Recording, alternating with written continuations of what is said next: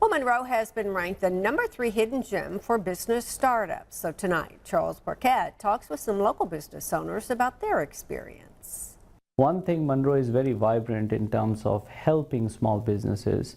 Ease of doing business is much better compared to other municipalities. MarketBeat recently named the City of Monroe third in their hidden gems of places to start a business.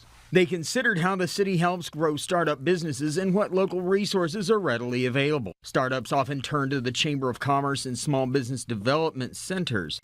Verenda Chikara, or VC, director of the Louisiana Small Business Development Center at ULM, helps small businesses with information to make decisions. Mostly businesses in Louisiana flourish easily, and they can connect with their city people very easily to get permits. One couple, a barber and a hairstylist, recently opened a hair salon in Monroe called The District.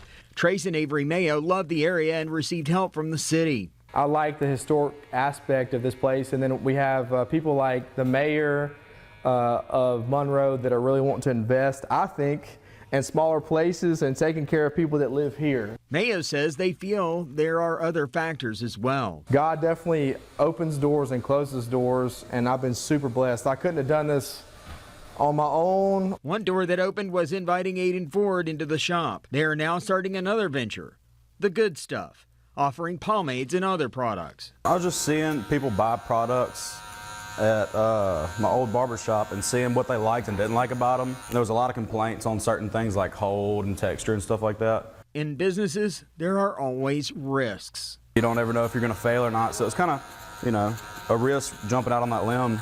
Put in a bunch of money to something you don't know if it's going to come back for you, VC says one business factor will never change. At the end of the day, economics is about demand and supply. Can you supply if there's a demand? Mayo and Ford have found that through their customers. In Monroe, Charles Burkett, KNOE 8 News.